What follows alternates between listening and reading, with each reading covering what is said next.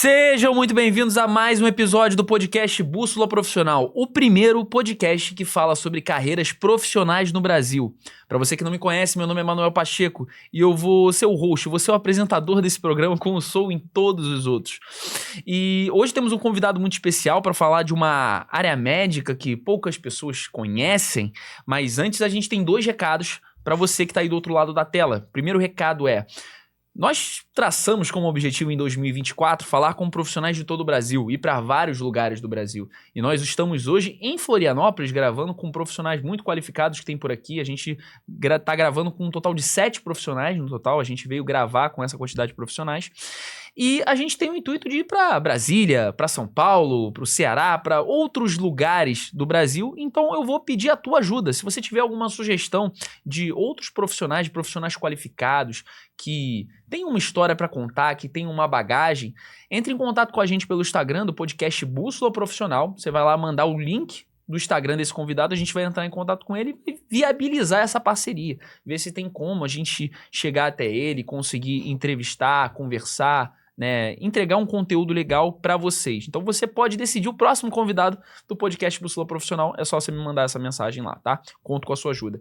E o segundo recado é para profissionais que são da área da saúde, que estão querendo entrar no mercado digital, que estão querendo se posicionar, fazer o marketing ativo, marketing positivo, de conscientização. Se você quiser começar da forma certa, eu vou pedir para você entrar em contato pelo meu Instagram, MKTD Pacheco. Eu vou te oferecer uma consultoria gratuita, vou te oferecer uma oportunidade de começar da maneira certa, de uma maneira que dá resultado, de uma maneira que já é comprovada e que vai te trazer mais pacientes, que vai te trazer uma autoridade legal e vai fazer com que você se posicione da maneira correta. Beleza? Então lá, MKTD Pacheco, vou deixar aqui embaixo, assim como o Instagram do nosso convidado, assim como todas as outras redes, nos comentários do YouTube e também nos comentários do Instagram. Beleza? Mas agora vamos ao nosso convidado. Hoje a gente vai falar com o mastologista e especialista em reconstrução e construção de mama, Dr. Adriano Oliveira. Tudo bem, doutor Adriano? Tudo bem, Manuel. Obrigado pelo convite. Pô, obrigado, vamos doutor. Bater um papo legal. Vamos bater um papo legal.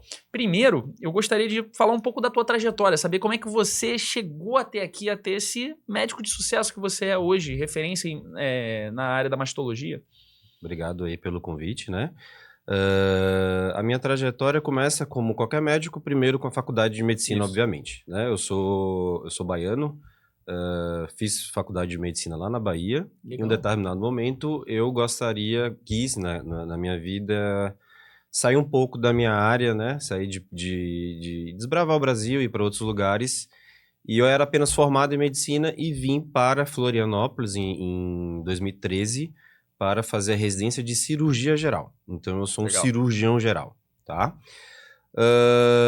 Depois dessa especialização de área básica como cirurgião geral, eu passei para a área da mastologia. Então, eu fiz a mastologia é uma subespecialidade. Então, é mais uma nova residência em mastologia. E, no meu caso, foi uma residência com muita ênfase na reconstrução da mama, então na cirurgia avançada de mama, que é algo que hoje é o meu maior alimento profissional, meu carro-chefe, minha área de maior estudo, minha área de maior desejo de crescimento e perfeccionismo, né? Que é o que quando a gente busca reconstrução estética de mama, a gente está buscando sempre o perfeccionismo. Claro, você está lidando com a autoestima das mulheres, Exato. De uma maneira geral.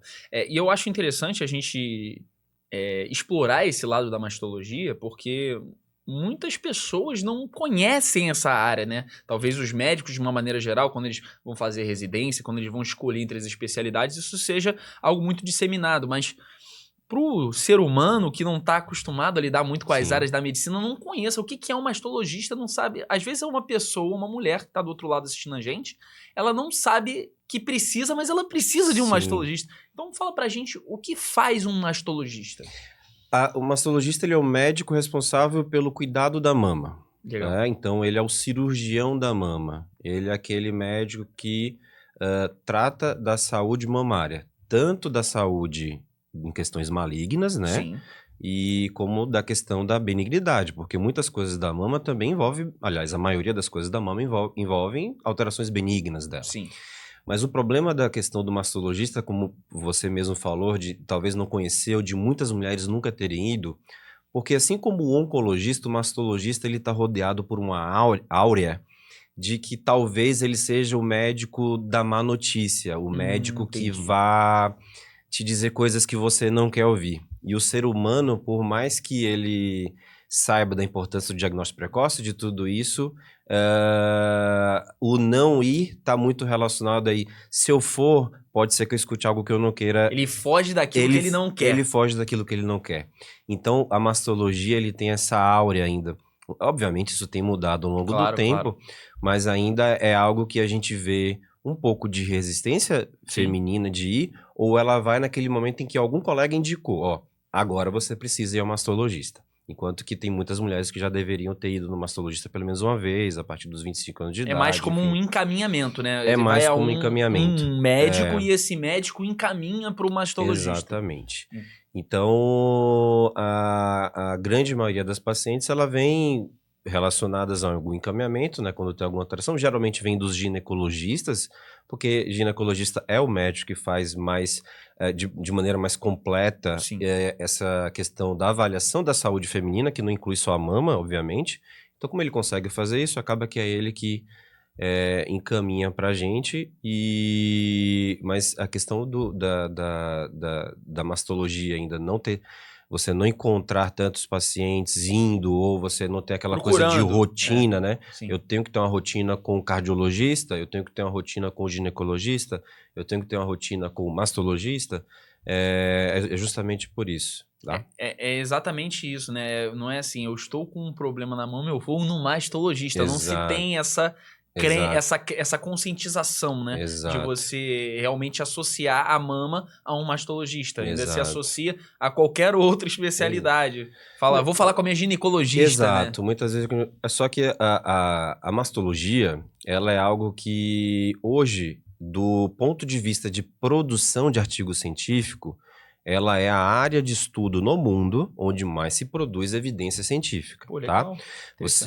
Porque existe um apelo da saúde feminina, a incidência do câncer de mama ser tão alto, né? 1 a cada 10 mulheres vai ter câncer de mama na vida. Não é pouco. Tem muita gente. Então, você tem um apelo e uma busca para construção de evidência científica muito alta.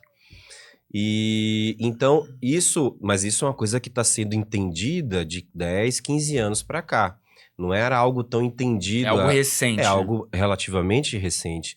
Então, enquanto na época os ginecologistas acabavam abraçando quase todas as alterações e davam segmento, e segmento muito bem, obviamente, porque a mastologista ela também é derivada da ginecologia, mas os ginecologistas que não são mastologistas de fato entenderam que a mama se tornou algo muito mais complexo do que era antigamente. Né? E então isso acaba que facilitou e aumentou mais a busca. E puxando um gancho para o que é o teu podcast, no podcast voltado para essa questão de ajuda profissional, de quem está buscando ideias ou áreas para atuar. Na minha época que eu estava iniciando na medicina, escolhendo especialidade, a mastologia ainda não era algo muito pouco falada, muito pouco falado. Na minha época, todo mundo queria fazer dermatologia, eu queria fazer radiologia, eu queria fazer especialidades as mais disseminadas, né? As mais disseminadas. Mastologia era menos, né? Então, mas hoje já se mudou bastante. Legal. Eu sou preceptor de cirurgiões gerais já desde 2016. Legal demais. E eu já vi desde 2016 para cá, até hoje eu sou, a escolha de muitos cirurgiões... Um aumento considerável na procura, né? Procurando, né? Enquanto que você tinha muito mais mastologistas vindo da obstetrícia, ginecologia obstetrícia, hoje você tem um aumento daqueles que procuram pela cirurgia geral. Legal. Que também é uma forma de caminho. Entendi. E é interessante a gente falar, porque você acabou de dizer pra gente como geralmente as pacientes chegam no teu consultório, mas faltou a gente falar um pouco do porquê que elas vão. Por que eu devo procurar uma... Eu não, né? Uma mulher deve procurar um mastologista. Mas eu tenho bastante paciente homem, tá? Legal, Sempre sério? Tenho bastante paciente homem. Mas por que a mulher deve procurar um mastologista? Primeiro, como eu falei anteriormente, a incidência de câncer de mama ela é alta. Sim. 1 a cada 10, 1 a cada 12 mulheres, tá? Podem desenvolver em algum momento da vida essa malignidade. Então, é o mastologista que vai ser o médico responsável pelo acompanhamento da saúde mamária, tá? Qual é a estratégia de rastreio ideal para mim? Porque não existem caixas formadas, assim. Todas as pacientes precisam de mamografia a partir dos 40 anos. Não isso é a parte superficial da coisa, tá? Sim. De maneira mais profunda, é o mastologista que vai determinar qual é a melhor estratégia de rastreio para o teu caso, individualizando você como paciente. Isso ele vai olhar o quê? Você tem histórico familiar? Você já fez alguma retirada de nódulo na mama? Como é a tua utilização de métodos hormonais? Fazer uma investigação completa. Exato, vai te individualizar para falar assim, ó, talvez você não seja a forma como geralmente é feito o rastreio, talvez você já devesse começar fazendo uma ressonância, já devesse começar fazendo uma mamografia, ultrassom, ou você só vai fazer esses exames a partir de tal idade. Então, esse de forma superficial como a mulher deve procurar um mastologista, tá? E a segunda forma, quando a mulher deve procurar um mastologista, é quando ela sentir alguma alteração na mama. Sim. Tá? Então, tem todos aqueles sintomas que são sintomas relacionados a alterações que devam ser olhadas diretamente para o mastologista. O mais comum da procura de pacientes no meu consultório e de qualquer mastologista, apesar de não ser um sinal de malignidade ou de gravidade, é a dor na mama. Hoje, a maioria das consultas das mulheres são causadas por dor na mama e elas buscam a consulta para ter uma elucidação do que e do porquê que ela está tendo essa alteração. Entendi. Então, vamos aprofundar um pouquinho nisso, sobre as principais formas da gente detectar o câncer de mama de uma maneira geral. Tá? Perfeito. Porque essas dores na mama, elas podem ser um câncer, né? Mas elas também podem ser outras coisas. Não, do contrário. Para um câncer de mama gerador, e isso todas as pacientes, quando elas vão na consulta, ela tem a mesma ideia que você tem. Legal, legal. O câncer de mama, ele é indolor. Ele Jura? seria maravilhoso se ele doesse. Porque provavelmente, possivelmente, a gente detectaria mais precocemente. Por isso se fala muito da questão do câncer de mama ser uma doença muito silenciosa. Exatamente, é uma doença silenciosa, tá? Então, para um câncer de mama doer, ele tem que ser aquele câncer de mama que até para um leigo, até alguém que não entende, aquele câncer de mama trágico, que você vê ferida, que você vê invasão de pele. Já tá num estágio muito avançado. Câncer de mama avançado, que é um dos tipos de câncer de mama. Então, a dor, muito normalmente, para não dizer quase que todas as vezes, ela é apenas um sinal de alterações hormonais, sensibilidade hormonal feminina aos próprios hormônios, tá?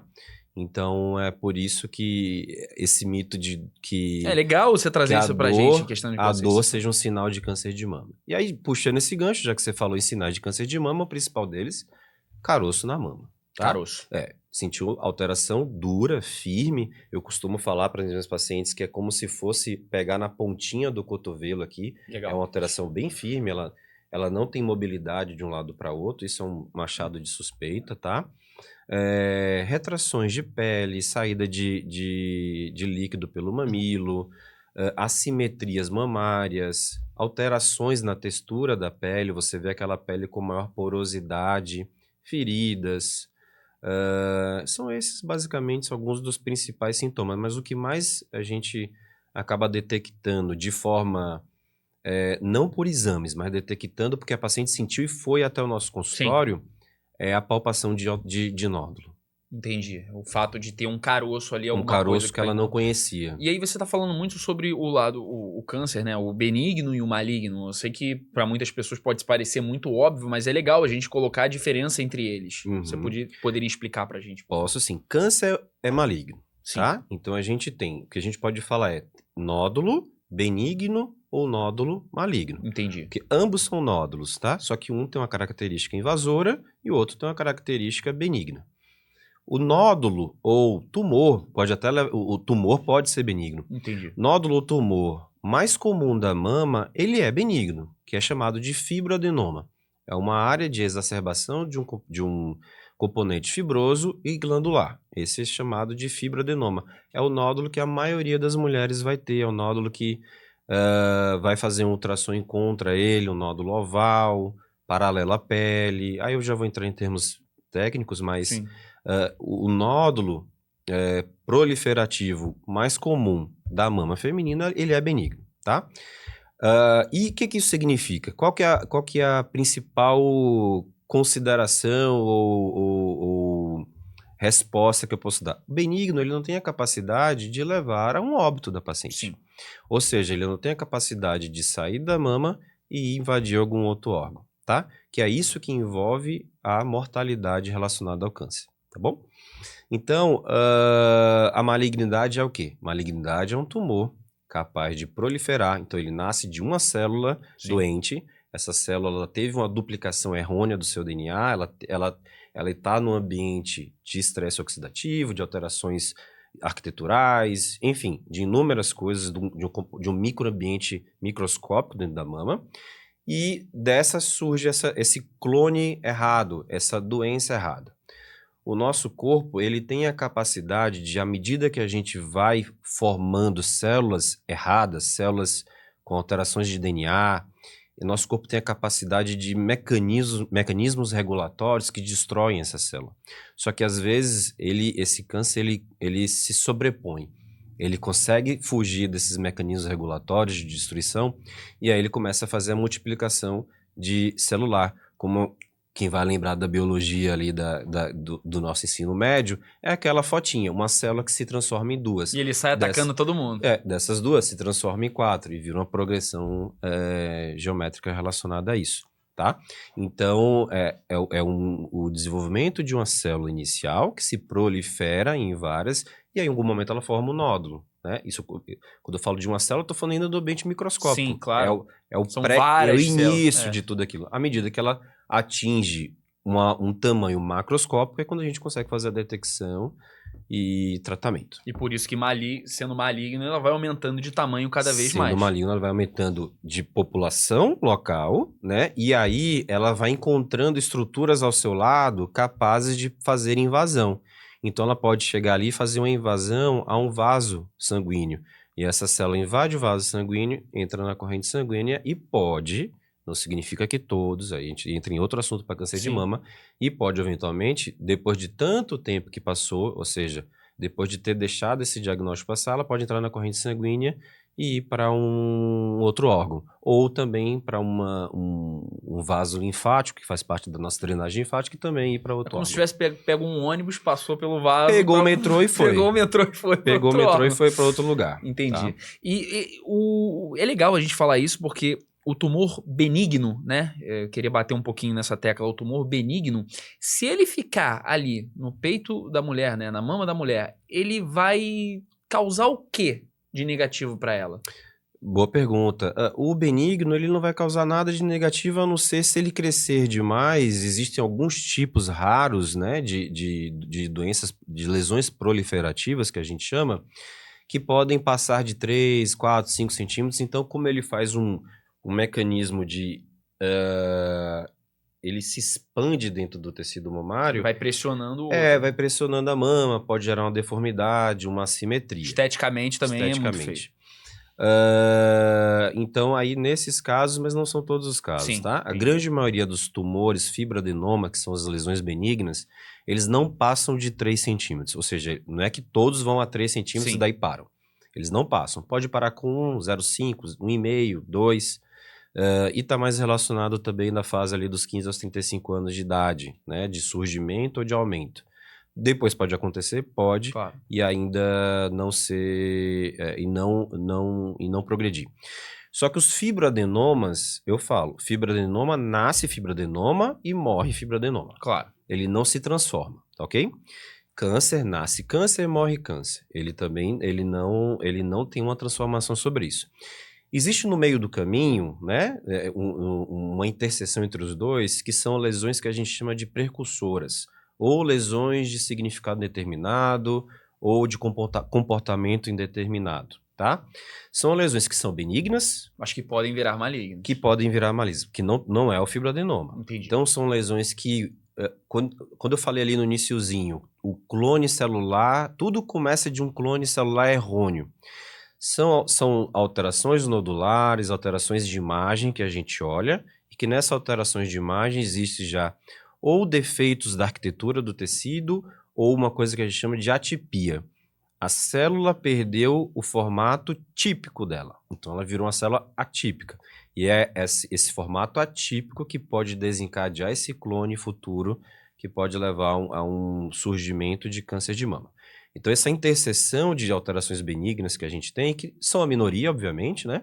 Chamadas de lesões precursoras, existe um cuidado que a gente tem que ter com elas, e isso é o mastologista também que determina, porque essas lesões que a gente precursoras, elas podem ter dois problemas, ela na verdade existe. Primeiro, ou aquilo ali ser um fator de risco para que no futuro possa haver um desenvolvimento de câncer de mama, ou segundo, na hora da biópsia, ela está sendo subestimada. O que eu quero dizer com isso?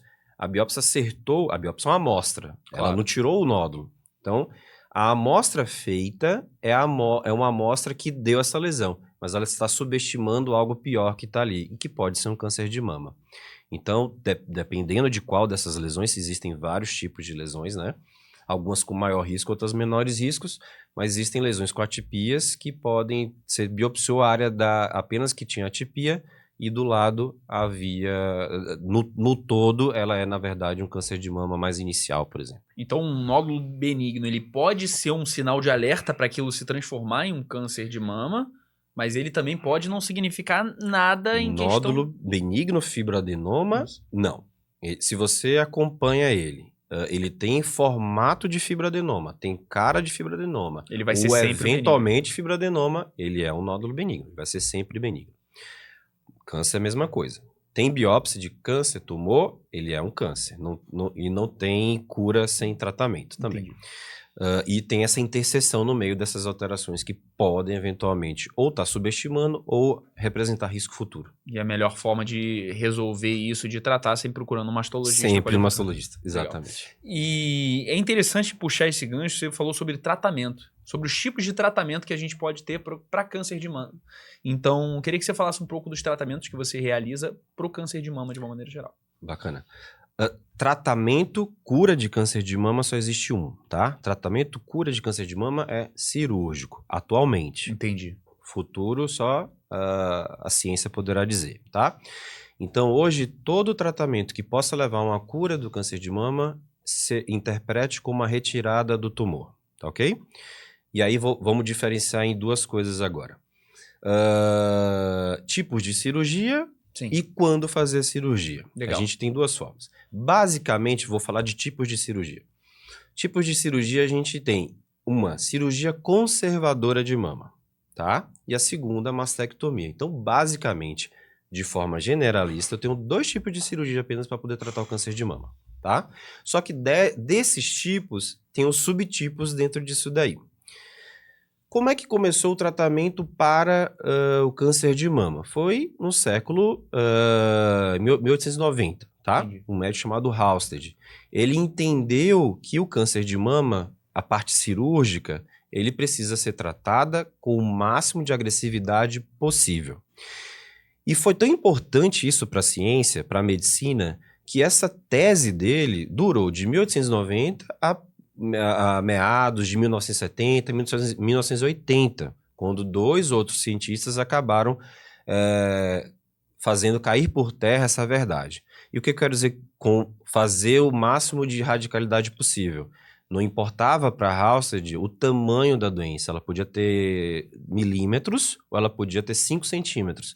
Era feita a retirada de toda a mama, do músculo peitoral, que é esse músculo que a gente tem aqui embaixo da mama. Era feito todo o esvaziamento da axila, ou seja, era uma cirurgia de alta morbidade. E ela não individualizava o paciente. Muito invasiva, né? Muito invasiva, de morbidade, sequelas, seja sequelas estéticas, tu tirava tudo, né? Não tinha reconstrução na época. Seja elas sequelas funcionais mesmo para o paciente. Um esvaziamento axilar leva a edema do braço, leva a perda de movimento, dificuldade de movimento, leva a sequelas que vão para o resto da vida. Então, isso funcionou por quase 100 anos, vamos imaginar isso. E isso curou muitas mulheres, obviamente. Ele era muito radical, né? Ele Tira era logo muito tudo radical, mas era o que ele tinha Sim, sim. de informação. A ciência já tinha. Quando se começou a engatinhar sobre o tratamento do câncer de mama, né? Quando aí você veio a ter capacidade de fazer anestesia para um paciente, né? E aí as coisas foram evoluindo à medida que outras áreas também evoluíram junto com a Salvou muitas mastologia. vidas, Exato. foram salvas muitas vidas, Exato. né, usando esse E método. aí, na década de 80, se entendeu assim, será que a gente não está fazendo demais? Será que a gente não está individualizando esses pacientes? Será que a gente não precisa, ao invés de fazer o máximo necessário, talvez não seja melhor a gente fazer o mínimo necessário, né? Seja melhor a gente tratar com o mínimo de... a menor radicalidade possível. Ser menos invasivo, né? Exato. E você ter a mesma eficácia, Claro. né? Não adianta você ter algo que seja melhor, oferecer algo que seja pior do ponto de vista oncológico. Sim. E não conseguir tratar, né? Não conseguir resolver o problema. e ter perdas, você ter perdas de pacientes. Então a gente saiu do paradoxo do máximo possível, então era o máximo possível de fazer, para o mínimo necessário. Isso foi mais ou menos na década de 80, e isso é uma verdade que ainda vem isso para a cirurgia, né? Só que também foi se descalonando o tratamento, descalonar, entenda, fazer menos para cada um, em outras áreas dentro do tratamento do câncer de mama. Então, o descalonamento da quimioterapia, menos quimioterapia, descalonamento da radioterapia. Isso funcionou também para os outros tratamentos adjuvantes para o câncer de mama. Adjuvantes são aqueles que a gente faz em conjunto com a cirurgia. Então, eu falei de tipo de cirurgias, né? E esse paradoxo que foi trazido. Adriano, hoje não se faz mais mastectomia, é isso que você quer me dizer? Não, não é isso. É que hoje existe a possibilidade de, em vez de tirar toda a mama da paciente, de você fazer somente a retirada do nódulo, da doença com margens. Mas isso precisa ser individualizado para cada paciente. Claro. Tem tumor que, se eu retirar ele e não for a mama toda, eu vou gerar um defeito estético. Claro. Porque imagina que o quanto eu tenho que tirar de tumor tem uma relação, e tem uma relação diretamente proporcional com o volume mamário. Sim. Uma mama muito grande com um tumor de 1 centímetro, eu consigo tirar sem... fazer uma reconstrução ali. Eventualmente nem reconstruir, somente tirar o tumor e não ficar nenhum defeito estético. Mas o mesmo tumor de 1 centímetro numa mama muito pequenininha vai gerar um defeito estético muito grande, e aí necessário de reconstrução. Então, de tipos de cirurgia, falei da mastectomia e da cirurgia conservadora de mama, tá? Aí dentro da mastectomia, a gente tem mastectomias diferentes, os subtipos. Tem mastectomia que a gente poupa pele, então eventualmente tem que tirar o mamilo e tira a parte de dentro da mama, mas poupa-se a pele. Então você reconstrói com alguma prótese de silicone ou algum retalho de algum lugar do corpo, retalho quando a gente puxa tecidos. Você tem a mastectomia poupadora de mamilo, por exemplo. Então foi outro paradigma que a mastologia provou que, dependendo da distância do tumor para o mamilo, você pode preservar o mamilo, que é a cereja do bolo da mama, sem nenhum comprometimento oncológico, né? Então, esse já é um subtipo da mastectomia. Outros subtipos da mastectomia. E, assim, uma curiosidade, assim, mesmo de leigo, se a lesão, no caso, se o câncer ele tá muito próximo do mamilo, você tem que tirar o mamilo junto. Obviamente. E você, como é que você faz essa reconstrução? Você coloca alguma coisa que consiga simular o mamilo ou não é possível? Existem vários tipos de reconstrução de mamilo, tá? Uma vez retirado ele todo, claro, você pode fazer uma reconstrução local em que você consiga fazer o relevo da papila. Entendi. Tá? Então você consegue fazer exatamente essa projeção que é uma papila, claro, natural feminina. Mas essa reconstrução, ela necessita também da parte de tatuagem. Então você pode porque fica uma pele sem a pigmentação da areola. Entendi. Porque a areola tem uma pigmentação diferente da pele da mama. Claro. Então você complementa essa reconstrução com a tatuagem. Com uma tatuagem. Legal. Tem pacientes que não fazem reconstrução da areola, né, esse relevo, e fazem diretamente uma tatuagem, por exemplo, né? Hoje as técnicas de micropigmentação conseguem realizar efeitos de tridimensionalidade e parecer sombreamento e tudo. Simular, né? E simular, mas é liso. Entendi. Confesso que, como reconstrutor de mama, mas isso é uma opinião pessoal. Claro. É o doutor Adriano, não funciona para todo mundo. Nem todos os mastologistas vão ter a mesma opinião que eu, mas eu sou uma pessoa que eu acho que somente a tatuagem é o necessário. mais bacana possível, Entendi. né? Do que fazer a reconstrução da areola cirurgicamente. Entendi. E eu queria, né, assim, as minhas curiosidades, por não entender do assunto, acabam que podem ser as curiosidades também da nossa audiência, de quem está nos assistindo, e eu acho legal te perguntar isso, porque a gente tem muita... quando se fala em câncer, quando se fala em tumor maligno, a gente pensa logo em quê? A gente pensa, obviamente, numa cirurgia, mas a gente também pensa em radioterapia, a gente também pensa, né, desses outros meios de tratar. E aí eu queria te perguntar, qual é o efeito que a radioterapia, qual é o nome? Eu esqueci. A quimioterapia, eles vão ter, qual o papel que eles vão ter no combate ao câncer de uma maneira geral? Perfeito. Vamos voltar lá no que eu falei sobre a única coisa que cura é a cirurgia. Entendi. Então, como sendo como a única coisa o único tratamento que realmente cura é a cirurgia, esses outros tratamentos, eles aumentam proporções, porcentagens de chances de cura, tá? Entendi. Então, vamos falar primeiro da quimioterapia. A quimioterapia, primeiro, que ela não é realizada em todo mundo, depende do grau de agressividade, tipo de tumor, idade da paciente, enfim, existe várias checks que a gente coloca na checklist para cada paciente, porque, segunda vez que eu falo, o câncer de mama ele precisa ser individualizado, ele não tem uma receita pronta para todo mundo, tá? Então você vai preenchendo esse checklist e se em determinado momento se entender que essa paciente ela se beneficia da quimioterapia, para que então serve a quimioterapia? A quimioterapia é um remédio, ele não é um veneno. Mas a quimioterapia serve justamente para aquela paciente que tem um alto risco de probabilidade dessa lesão clonal que começou lá pequenininha ter invadido algum vaso e ter ido para alguma outra parte do corpo. Significa que a quimioterapia é feita em mulheres metastáticas? Não. Significa que a gente faz quimioterapia para evitar que essas mulheres se tornem metastáticas. Para evitar que se prolifere, no caso. Prolifere. Porque quando a gente fala de câncer, o cirurgião tira o tumor, a gente tira o tumor macroscópico. A medicina não é capaz, e isso acredito que mudará em breve não, mas a médio prazo, mas a medicina não é capaz de responder a uma pergunta. Será que uma célula conseguiu desgarrar dali? Por mais que o tumor seja pequeno, será que uma célula não conseguiu se desgarrar e ter ido para algum lugar e tá lá quietinha, mas se der bobeira em algum momento ela pode proliferar e gerar uma metástase? Como a gente não sabe, não tem como ter essa resposta, você resolve fazer a quimioterapia. E a quimioterapia, então, é para o tratamento da possibilidade de uma doença que possa já ser metastática, mas de maneira microscópica, que não existe... Ela vai matando as células, então, de maneira geral. Que não existe exame capaz de detectar tamanha pequenez de doença que já tem saído. Então, a quimioterapia ela não vai só matar as células, como ela também vai inibir o aumento desse câncer, de maneira geral. Ela vai tentar diminuir o aumento.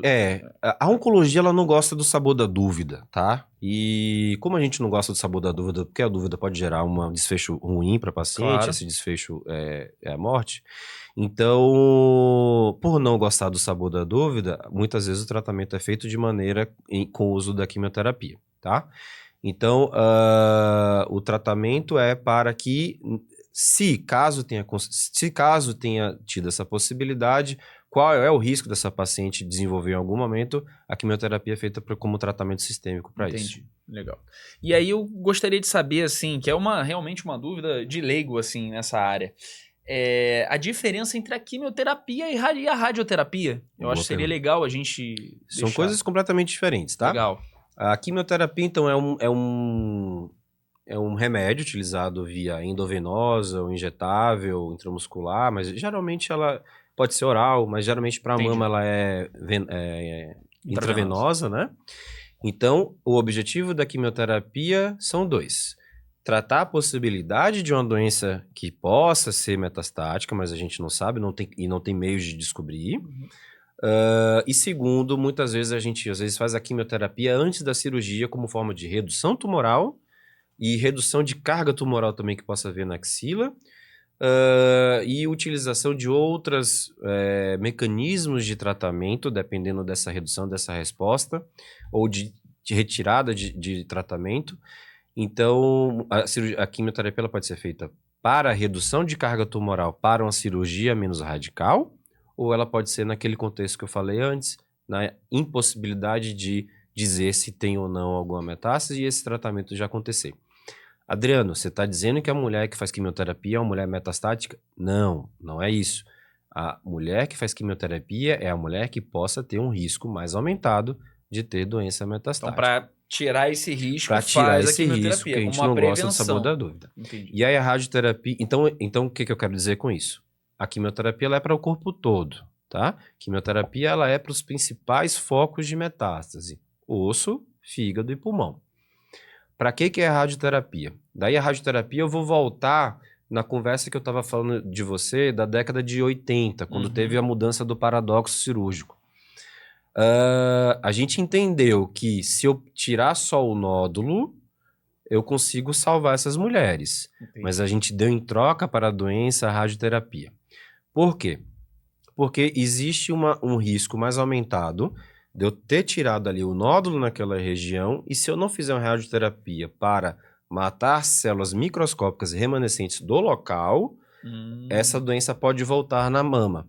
Então a radioterapia é um tratamento local. Ela não é um tratamento sistêmico como a quimioterapia. Então a quimioterapia seria geral. Geral. A radioterapia local. Então essa seria a diferença principal entre as duas. Muito interessante, legal esse lado. E assim, sobre os pacientes que chegam mais no teu consultório, você falou que provavelmente são essas que têm câncer de mama, que é mais ou menos a tua especialidade que você trata. Mas existem outros casos pelos quais os pacientes te procuram no teu consultório? Hoje, basicamente, metade das pacientes hoje que me procuram no consultório são para cirurgias estéticas mamárias.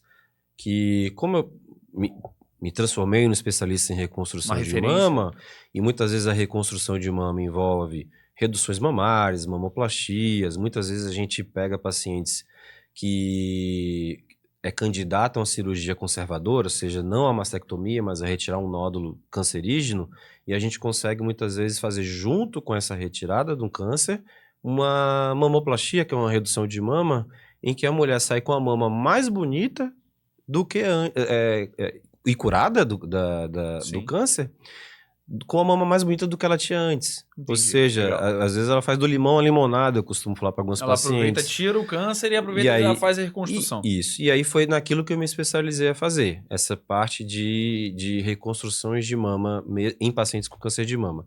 E aí, para ir para a parte estética, foi um pulo, né? Porque você, como compreendedor de como é a estrutura mamária, vascular e as técnicas cirúrgicas, eu fui para a parte estética porque também é uma das coisas que eu gosto. Então, mulheres com mamas grandes, mulheres que querem colocar silicone, mulheres que estão com mamas caídas, homens que têm ginecomastia, eu tenho muito paciente, né? E também a parte de homens trans, de transição de gênero, que é uma das especialidades que eu faço também. Homens que querem virar mulheres. Mulheres que querem virar homens. Mulheres que querem virar homens, entendi. E aí é uma das partes também do qual eu me dedico também a fazer. Como é que a gente pode conscientizar mulheres a se prevenirem do câncer de mama de uma maneira geral? Existe, sei lá, um exercício, existe um remédio, ou formas que elas podem se prevenir, hábitos saudáveis de uma maneira geral? É o feijão com arroz, Manuel. O que é o feijão com arroz? Não é comer feijão com arroz, obviamente, comer feijão com arroz é muito bom. Alimentação saudável, evitar enlatados, embutidos, industrializados. Obesidade. Obesidade hoje é o principal fator de risco para o desenvolvimento de câncer de mama. E a gente tem visto aumento da obesidade nas mulheres, homens também, né? Então, e também a obesidade para o homem também é fator de risco para cânceres. Então, a obesidade, cuidar, não ficar obeso, sobrepeso, sedentarismo. muito importante, a gente também tem visto aumento do consumo de bebida alcoólica pelas mulheres. Evitar o uso de bebida alcoólica também é um dos fatores protetores para a saúde mamária. E o uso de contraceptivo. Aí a gente entra num assunto... Polêmico. Polêmico e delicado. Sim. Porque é um fator de risco, mas significa que a gente deve evitar ou impedir que as mulheres façam contracepção, né? Controle populacional, que é importante, né? Controle populacional e tudo isso. E também como reposição hormonal para algumas que estejam no climatério. Mas não posso deixar de dizer que, de fato, a reposição hormonal ela é um fator de risco, bem estabelecido isso. Mas não significa que eu preciso contraindicar para todo mundo. Entendi. Mas não fumar, não beber, praticar atividade física, não ter obesidade, né? Já ajuda muito. Já ajuda muito. E aí, isso de maneira... E alimentação saudável. E aí tem aquelas mulheres com histórico familiar muito exuberante. Aquelas que precisam de um aconselhamento genético, aquelas que precisam de um rastreio diferenciado. Porque o histórico familiar também é um fator de risco, junto com esses outros que eu acabei de falar. O lado genético, né? O lado genético. Entender se mãe, irmãs teve câncer de mama, e aí procurar um mastologista, porque você tem daí uma forma de rastreio diferenciado que pode... Exames regulares, né? Que pode aumentar as chances de detecção precoce de um câncer de mama nessa população que já é mais de alto risco. Ou de, por exemplo, você conscientizar para certos hábitos, né? Uma mulher que já é alto risco e fuma, olha só, tu já tem um alto risco familiar. A família já, tu ainda fuma, tu ainda bebe, tu não pratica atividade física, tu tá com um IMC elevado. As chances só vão aumentando, Você né? só vai sobrepondo riscos, né? Então funciona também para isso, esse aconselhamento pela parte familiar. Entendi. Então, conforme você vai juntando, né, esses elementos, a chance de você ter é cada vez maior. E aí eu gostei muito de um conteúdo que eu vi no teu Instagram, porque, assim, eu sempre elogio o marketing positivo. O que para mim é um marketing positivo?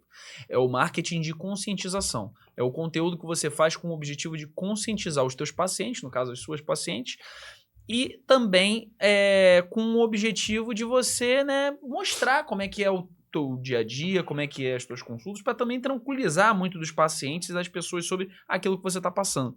E eu vi um conteúdo teu muito legal que foi uma pergunta que eu acho que uma paciente te fez, não apareceu o nome dela ali na caixinha, mas ela perguntou sobre como dar a notícia às vezes. Por exemplo, uma mulher que detecta, que descobre, que consegue o diagnóstico de um câncer de mama, se ela deveria dar essa notícia ou não. Eu queria que você falasse o que você disse no conteúdo, que eu achei muito interessante pra gente passar pra nossa audiência.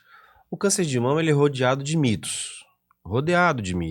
E cada câncer de mama, das milhões ou bilhões de mulheres que um dia vão ter, ou já tiveram, ele foi um câncer diferente. Só que o nome câncer de mama, ele é igual. Assusta. E ele é o mesmo para todo mundo. Então, o que eu busquei nesse conteúdo? Por que ou a pergunta, ou algo que me refletiu a falar sobre isso? Quando você tem um diagnóstico de câncer de mama, o diagnóstico ele não é uma sentença de morte, muito longe disso. Hoje a gente tem uma taxa de cura em torno de 90%, então é muito alta. Mas existem casos de desfechos desfavoráveis. Existem casos de, infelizmente, o tratamento não foi suficiente e a doença se sobrepõe. E, infelizmente, as pessoas sempre olham pelo lado negativo. Exato. Né? E aí, o que marca mais? O desfecho ruim ou aquelas que foram curadas e vivem uma vida normal e deixaram essa página virada, tá? Então, eu tenho como opinião pessoal. Eu acho que isso não funciona para todo mundo, mas pelo menos para quem é médico e dá tanto diagnóstico, já tem tanto tratamento nas costas... Tem uma bagagem, eu acho que aquela paciente que tem uma necessidade de contar para todo mundo, para o vizinho, para cicrano, para fulano, você vai trazer para si sempre histórias que marcaram aquelas pessoas. Minha vizinha... conheci, negativamente. Minha prima também teve esse câncer e morreu com 2 anos. Então, pelo menos no momento ali de maior, que o chão se abriu, em que você ainda está na luz do tratamento, em que você ainda está na fase mais aguda disso tudo, eu acho importante que a paciente conte para aqueles que realmente vão ter o cuidado da palavra, vão ter o cuidado do... Saber para quem falar, Para né? quem falar, aquela pessoa que realmente vai estar do teu lado te ajudando nesse processo de transformação, de tratamento, né? Então, porque muitas vezes a opinião ela é dada baseado naquilo Na que sua é a vivência, sua né? vivência, na sua verdade. Verdade. E aí pode te jogar para baixo. Você Pode acabar de te... receber um diagnóstico e aí de repente vai falar com aquela vizinha fofoqueira. É. Que a vizinha fofoqueira ela tem É. diversas histórias trágicas, ela vai falar, ih, aconteceu. E a vizinha fofoqueira tem um nível de evidência científica maior que a do médico, parece. Parece que o que ela fala é mais verdade do que o que o médico fala. Você fala lá na consulta, ó, seu câncer é bem inicial, você vai ser curada, você vai passar por isso de forma muito bem. Mas se a vizinha der a notícia trágica da vida dela, parece que o nível... Ela esqueceu que o médico Ela falou. esqueceu que o médico falou e aí entra. Exato. E aí é legal da gente fazer esse gancho com um dano psicológico que isso pode trazer para as mulheres que são diagnosticadas com câncer de mama de maneira geral. Pela tua experiência, você vê que os danos psicológicos eles são muito severos? São danos que a paciente tem que tomar muito cuidado, ela tem que ter uma avaliação em um segmento multiprofissional, né? Sempre indico, oriento a procura de psicólogos, se necessário, psiquiatra, porque o diagnóstico e o tratamento ele tem fases, tá, Manuel? A primeira fase do diagnóstico é o chão se abrir e a mulher topa qualquer coisa. Eu posso falar para ela, olha, teu tumor é muito pequeno, vamos amanhã arrancar essa mama aqui e não pense em reconstrução é bobagem, vamos te salvar amanhã. É a questão da sobrevivência. Então a sobrevivência. Então ela topa. Se eu fizesse essa proposta para todas as minhas pacientes que num dia eu diagnostiquei e fosse possível, obviamente isso é antiético e errado, mas se eu fizesse essa proposta, muitas delas topariam, tenho uma grande certeza. Então o chão se abriu, topa qualquer coisa pela sobrevivência, tá? Mas o tratamento acontece e a cura vem. E o tratamento também acaba. Então você entra numa fase de luto, de pessimismo, mas com muita energia para poder fazer logo tudo. É feito o tratamento, seja aquela que vai para quimioterapia, não vai, radioterapia, tem outras coisas também do tratamento de câncer de mama que a gente não falou. Tem a fase de acompanhamento já do pós-tratamento, que essa talvez seja a fase em que elas se arrependeriam de não ter feito uma reconstrução, ou se sentem assim, poxa, eu tive um diagnóstico de câncer tem tão pouco tempo e eu não estou mais fazendo nada, acabou a quimio, acabou a rádio, só estou tomando algum comprimido e eu estou me sentindo assim como se está faltando algo, que é a sensação de ser uma bomba relógio, de achar que a qualquer momento pode voltar o tumor. E essa fase às vezes dura anos, tá? Hoje eu atendi uma paciente que ela teve um câncer de mama há 18 anos, super preocupada em ter de novo. Um novo tumor ou uma recidiva, obviamente com 18 anos já ser um novo tumor, mas a recidiva ou um novo tumor, que são coisas diferentes, são ocasiões raras no câncer de mama, mas a mulher fica sempre se sentindo como que aquilo pode acontecer a qualquer momento. Que vem aquela memória daquele período, né? O que ela passou, quais foram as dificuldades, os medos. Aí volta. Então é importante sempre, depois que você é diagnosticada com câncer de mama, é interessante você ter um acompanhamento psicológico, né? Bem interessante. Isso, tanto na nossa clínica, onde eu trabalho, a gente tem psicólogo que atende lá e é uma psicóloga dedicada para o tratamento e acompanhamento de pacientes oncológicos. Tem nutricionistas dedicadas para acompanhamento de pacientes oncológicos. Então, o câncer de mama, o tratamento não é só feito pelo mastologista. Ele é feito por toda uma equipe. Mastologista, oncologista, radioterapeuta, fisioterapeuta, nutricionista, psicólogo, psiquiatra. Então, todos esses fazem parte do escopo de equipe, né? De equipe o tratamento do câncer de mama. Interessante. E aí a gente vai para um lado, né, agora mais ligado ao pós-operatório, porque muito se tem com curiosidade como é que é o pós-operatório de uma retirada de câncer de mama. O pós-operatório, ele é muito variado, né? Entendi. Lembra que a gente falou dos tipos de cirurgia e mesmo depois desses tipos ainda se abriram subtipos, né? Aham. Então, o pós-operatório ele é muito variado. Vamos colocar a cirurgia mais comum que a gente tem hoje para o tratamento do câncer de mama é o que a gente chama de quadrante com sentinela, que é a nossa maioria dos pacientes, elas são diagnosticadas precocemente no serviço particular, né, do qual eu sou inserido, não sei como é que funciona no SUS. Então, o quadrante com sentinela é uma cirurgia curativa e de recuperação muito rápida, né, desde que aquela paciente se enquadre na possibilidade desse tratamento. Essa cirurgia é o nosso padrão ouro, a gente sempre busca ir pelo mínimo necessário, tá? Sim. Mas a gente tem aquelas pacientes que, porventura, necessitam de mastectomia. E, às vezes, necessitam de mastectomia e fazem mastectomias bilaterais, né? Mulheres jovens que não desejam passar por um segundo tumor, apesar de não aumentar a sobrevivência delas. Então, a gente tem desde cirurgias muito simples, de recuperação muito rápida, cirurgias que têm recuperações que são um pouquinho mais complexas, né? Preciso aí de repouso, precisa de uma boa fisioterapia, precisa de um bom acompanhamento no pós-cirúrgico. Mas em questão de tempo e em questão de ser restrito, ele é muito agressivo em questão de ser restrito, em questão de... Não, de maneira geral não. Colocando a cirurgia vamos botar cirurgias grandes, mastectomias com reconstruções, você volta às suas atividades cotidianas de maneira normal com no máximo 90 dias, tá? Entendi. Isso eu tô colocando aquelas mais amplas, mais radicais, né? Mas isso pode ser também um pouquinho mais precoce. Ah, interessante. Eu agora quero perguntar para você sobre um outro procedimento que você faz no teu consultório, né? Outro tipo de cirurgia que você realiza, que é a mastectomia masculinizadora. O que ela é e qual o impacto dela no paciente, de uma maneira geral? A mastectomia para transição de gênero é aquela mastectomia em que eu quero transformar um tórax feminino em um tórax masculino. Então eu tenho que esculpir esse tórax para que ele tenha um aspecto de um gênero completamente diferente. Entendi. E por obviedade, a gente sabe que os tórax femininos com masculinos são tórax completamente diferentes, Claro. porque na mulher existe a presença da glândula. Então, compreende retirada de glândula, pele, eventualmente enxerto do mamilo, para que a silhueta desse tórax seja o mais masculina possível, tá?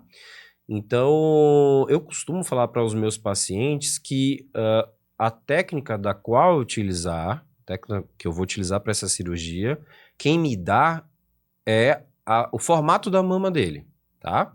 Então, pode ser desde uma cirurgia muito simples, de uma mama muito pequenininha, quase que uma mama reta, que já é quase uma mama de aspecto masculino, para uma mama muito grandona. Então, existe um espectro de diferenças muito grandes e a técnica ela é baseada no tamanho de cada mama, né, no aspecto de cada mama. E o impacto na vida desses pacientes ele é tremendo. O paciente, ele, na cabeça dele, e de maneira muito grata e muito feliz, eles ficam, é uma ruptura de um passado que ele está deixando para trás Um novo e começo. um novo começo. Legal. É uma corrente se rompendo, né? É a possibilidade dele estar na praia e tirar a camisa. Para a gente, cis, é algo natural, né? Sim. Pô, vou pegar um solzinho, vou andar sem camisa. Mas para ele é quase que algo que pode ser que impeça ele de buscar esses ambientes, né? Ou que ele busque esses ambientes e não possa ir tomar um banho de piscina sem camisa, um banho de mar sem camisa, ou em que ele, fazendo essa cirurgia, a passabilidade dele, que é o aspecto mais masculino possível, seja mais intenso. Você olha aquele homem trans que tem as características mais masculinas possíveis, né? Então eles também buscam ir por esse desejo, né? De, sem ninguém saber, ele se passa por um homem, né? Realmente cis, E só se você fosse conhecer mais profundamente, você vai entender que, na verdade, foi alguém que fez transição de gênero. É outro desejo deles também. Então, é um paciente que o impacto dessa cirurgia, ele é enorme. Direto na autoestima, né? Autoestima, hábitos de vida, entendimento com o próprio corpo. Legal.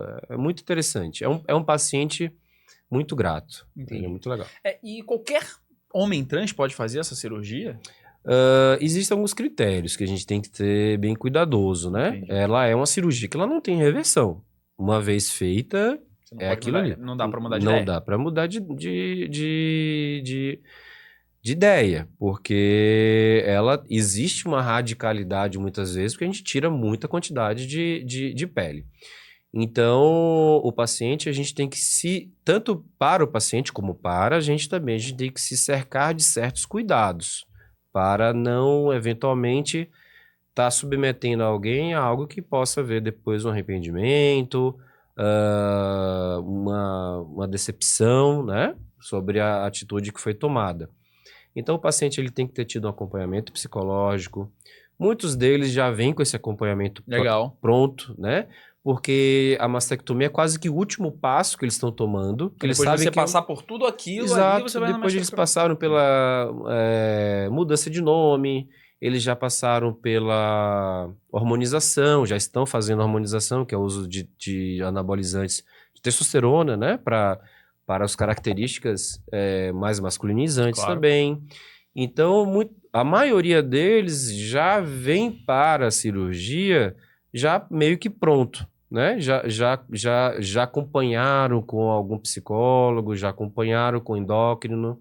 E aqui em Floripa tem um ambulatório trans, pela Prefeitura de Floripa, se não me engano, que é muito legal. Então, eles se conhecem, é de fácil abertura, de um amplo atendimento, de ampla ajuda para esse público. Então, eles já vêm pronto, mas a gente tem que se cercar de certos cuidados justamente para isso, né? Para não tomar uma atitude que seja irreversível. Interessante. E aí, a gente saindo um pouco desse lado e voltando para os principais casos das mulheres, me veio agora, você falando sobre a questão do hormônio, eu vejo que muitas mulheres hoje, elas tomam muito hormônio na questão da academia para ter o resultado, o ganho mais rápido. Isso pode trazer câncer de mama no longo prazo? Depende de que hormônio a gente está falando. Entendi. Tá? Se a gente estiver falando da testosterona, a gente não tem dados para dizer se existe que comprovam se existe aumento ou não com o uso, tá? Hoje a gente tem visto bastante mulher usando testosterona. Tem aqueles chips da beleza também, chips né? da beleza, que inclusive foram proibidos, né? Isso. E, enfim, assunto super polêmico aqui para Claro. poder tratar. Mas, porque o próprio chip da beleza, ele tem vários componentes, não necessariamente está com anabólicos, né, andrógenos, Entendi. com testosterona e tal.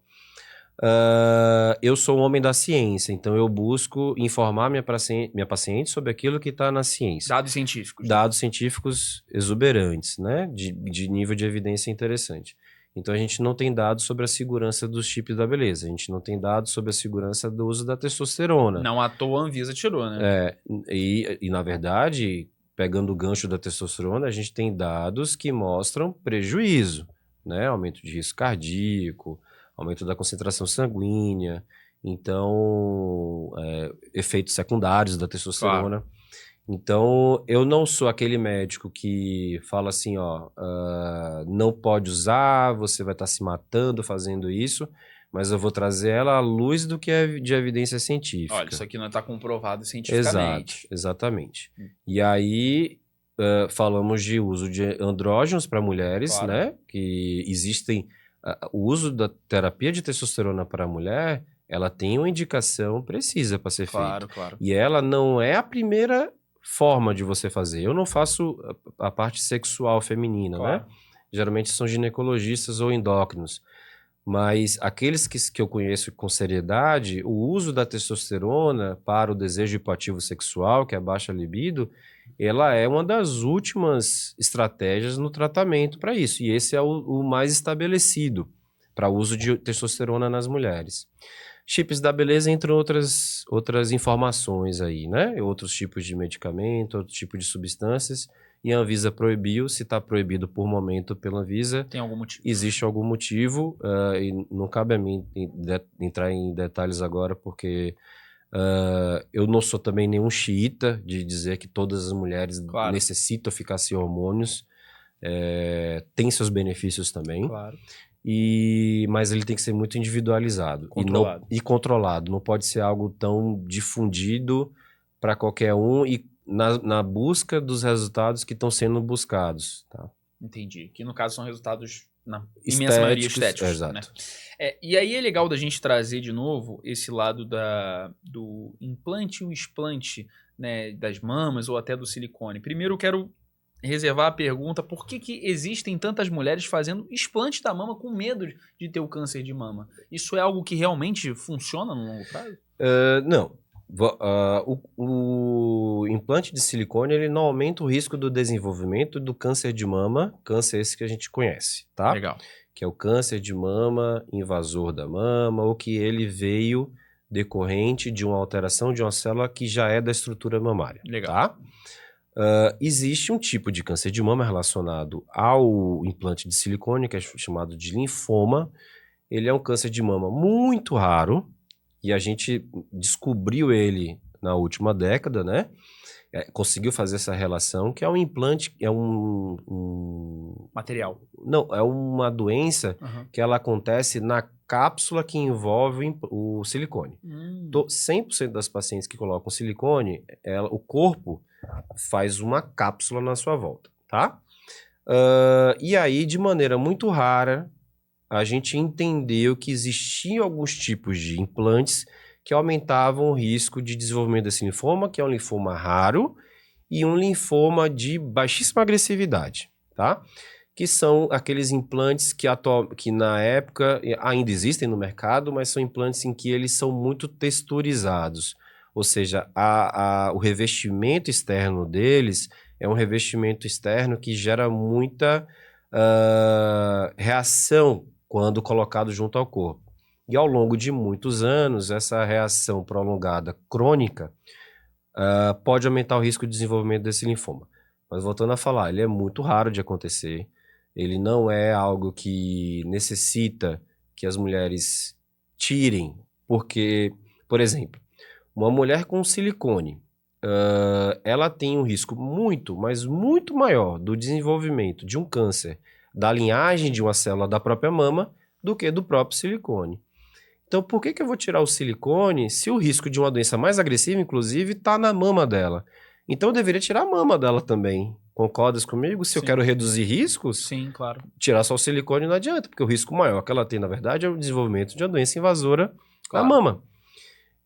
Então, é um contrassenso. Mas aí eu estou falando do problema do linfoma relacionado à prótese de silicone, que é de fato uma doença que é de fato existente. Tá? Acho que é muito raro. Muito raro.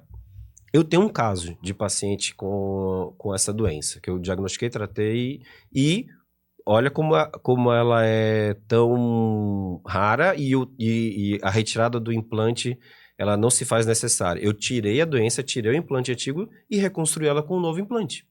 Então, mesmo ela tendo uma doença em que o principal fator desencadeador é o implante de silicone, eu troquei por um outro de textura lisa, que não gera esse tipo de agressão. E é o que é o padrão, geralmente, que a gente usa para esse tipo de doença. Então, para você ver como as informações elas não podem ser difundidas de maneira arbitrária, né? Claro. Mas isso eu estou falando de uma doença estabelecida. De fato, existe correspondência com evidência, tá? Mais ou menos na década passada, começou de maneira em rede social, né? Nos Estados Unidos, principalmente. Eu lembro da Angelina Jolie fazendo isso, né? Não, a Angelina Jolie ela fez algo diferente. Então... Aí é um outro assunto. A Angelina Jolie, ela teve a mama com câncer de mama jovem, a mãe dela, perdão, teve um câncer de mama jovem, ela fez um teste genético, e o teste genético dela era positivo para a mutação de um gene chamado BRCA, e ela fez a mastectomia profilática. Então, ela tirou as duas mamas, preservando o mamilo, preservou tudo de fora, tirou o miolo da mama. tirou o miolo e colocou o implante de silicone. Então, ela fez uma cirurgia de redução de chance de ter um diagnóstico, porque ela tinha uma mutação, que é uma mutação que dava a ela um risco de 80% de desenvolver câncer de mama em qualquer momento da vida. Caramba, 80%? Ou seja, basicamente ela ia ter. Em algum momento ela ia ter. E o risco nunca diminui, né? Porque ela estava com 70 anos e não teve ainda, que significa que esse risco diminuiu. Entendi. Tá?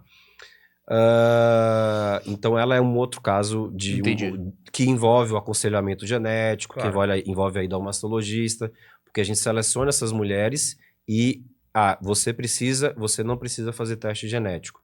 Porque justamente você tira uma mulher de um risco de 80% para um risco de 2% de desenvolvimento. Isso é legal da gente falar, essa questão do teste genético. Eu não fazia a mínima ideia que isso existia. Toda mulher pode fazer um teste genético para saber Toda a mulher probabilidade? pode, mas a gente faz uma triagem, Entendi. tá? Não é uma coisa que é necessário fazer para todo mundo. Ah, chego lá e quer... A gente faz uma triagem, que são aquelas mulheres que existem atualmente calculadoras de risco, né? Disponíveis em sites, em que a gente preenche dados familiares, pessoais, menstruação, uso hormonal, familiares, quantos familiares, tudo isso, e a gente tria, e a gente tem uma taxa de risco daquela mulher desenvolver câncer de mama até os 85 anos. Ela ganha um score. E aí, dependendo desse score, a gente indica ou não o aconselhamento genético com o geneticista. Entendi. E aí, encontrando ou não alguma mutação, dependendo de qual mutação que a gente esteja falando, 50% delas é BRCA1 e 2, né? 25 cada uma. A gente tem como reduzir risco de câncer de mama ou de ovário, porque esses dois genes também estão relacionados ao ovário. Então, a gente muda significativamente o desfecho de uma paciente. Mês passado, eu fiz uma mastectomia bilateral em uma paciente que tem a mutação do gene BRCA. Então, ela se beneficiou, jovem, 35 anos, se não me engano, se beneficia de poder viver o resto da vida dela agora, saindo de um risco que era em torno de 80% de desenvolvimento para um risco de 2%, 1 a 2%. Sendo que uma mulher que não tem histórico familiar, ninguém na família dela desenvolveu, irmã, mãe, tia. Uma mulher basta ser mulher, basta ter as duas mamas, ela tem um risco em torno de 10 a 12%. Então, normalmente. Normalmente. Então ela já vai para um risco menor do que essa da mulher. E aí depois de tirar as mamas e só manter ali, né?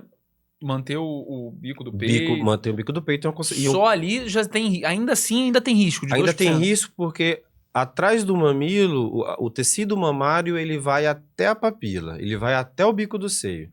Só que é radicalidade demais tirar também o mamilo. É a cereja do bolo. Então, mesmo que você vai retirar ali 95%, 98% de todo o tecido mamário. Então, os estudos já mostraram que, como redução de risco realmente para câncer de mama, para essas pacientes com mutação gênica, a cirurgia de preservação do mamilo ela é suficiente. Ela não precisa de mais radicalidade do que isso. Entendi. Então, esses casos onde se tem, de uma maneira geral, a retirada da mama para o implante de silicone são em casos onde o risco é altíssimo, 70%, 80%. São casos em que você tem diagnosticado, através de teste genético, a mutação gênica de alta penetrância para que você justifique fazer essa cirurgia. Não é qualquer mulher que vai chegar lá, minha mãe teve câncer de mama, eu quero tirar minhas mamas. Não é assim que funciona. Entendi. Porque não é... A mastectomia com reconstrução, ela não é igual uma prótese de silicone que a mulher vai lá, abre um pouquinho aqui embaixo, bota uma prótese, fecha, tá tudo bem. Ela é uma cirurgia de substituição de órgão. Você subtrai e adiciona. A textura da mama é diferente, o aspecto da mama é diferente, os riscos de cirurgia, complicação são maiores. Então, você tem que triar muito bem essa paciente que ela é candidata à mastectomia profilática, que a gente chama, tá? Entendi. Não pode sair fazendo para todo mundo. É importante você falar sobre isso, porque eu acredito que muitas pessoas, muitas mulheres, nem acreditavam que era possível fazer esse teste, né? Tem um histórico gigantesco de câncer de mama na família e muitas mulheres nem acreditavam que poderiam fazer isso. E geralmente é no aconselhamento com o mastologista que elas conseguem. É sempre importante procurar um médico triagem. Mastologista, isso Exatamente. é muito interessante. Então, mulheres com números excessivos de pacientes de primeiro grau, principalmente com câncer de mama, todas essas mulheres precisam de aconselhamento genético. Devem procurar um mastologista para não ter... É aquilo, né? O brasileiro ele tem muito essa de deixa eu esperar ter para ver o que vai acontecer. Exato. Só que o deixa eu esperar ter para ver o que vai acontecer, automaticamente vão diminuir as chances consideráveis de você se tratar da doença, né? Exatamente. Então, automaticamente, se você consegue tratar enquanto... Né, tá logo no início ou ainda nem aconteceu, as chances de sucesso vão ser muito maiores. 95%, 90% a 95%. Um câncer de mama inicial hoje se cura, né? E muitas vezes não faz quimioterapia, que é o tratamento que mais paira uma áurea negativa. A pessoa fala quimioterapia. Paira essa aura negativa da quimioterapia no paciente oncológico, é isso, né? É o medo de fazer. E o não fazer é diretamente... Está relacionado diretamente com a precocidade que foi feito o diagnóstico. Não, e isso é muito legal, porque você acabou trazendo um gancho que eu esqueci de perguntar lá no início, quando a gente falou entre a diferença de radioterapia e de quimioterapia. Quais são os efeitos colaterais que a quimioterapia porque são efeitos colaterais diferentes, Totalmente. né? Totalmente diferentes. As pessoas, elas acabam falando assim, ele vai fazer radioterapia e quimioterapia. Uhum. A pessoa acha que é basicamente a mesma coisa. Você já explicou pra gente a diferença de quimioterapia e radioterapia. Uhum. Acho que ficou faltando falar só a questão da diferença dos danos colaterais de cada tipo de tratamento. As alterações colaterais, efeitos colaterais da quimioterapia são o que a gente chama de efeitos sistêmicos, então em todo o corpo, tá? Quimioterapia, ela age em células que têm uma alta multiplicação. A gente tem no corpo células que são necessárias para o nosso funcionamento, que existem uma alta multiplicação. Uma delas são os glóbulos vermelhos, glóbulos brancos. Então, você... usando quimioterapia, você acaba restringindo essa multiplicação natural do nosso corpo fisiológico. Então, danos hematológicos para pacientes, anemias, leucopenias, que é a baixa dos glóbulos brancos, possibilidade de febre, infecções, tá? Alguns casos de formigamento na mão, formigamento nos pés, ressecamento de pele e aquele que é o mais... trágico para a mulher que faz quimioterapia, que é a perda do cabelo.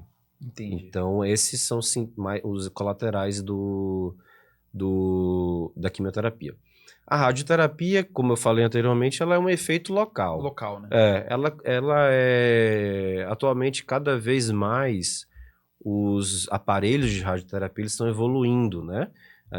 Então, hoje você tem a radioterapia, que antigamente era feita em 30 sessões... Hoje você pode fazer em 5 sessões.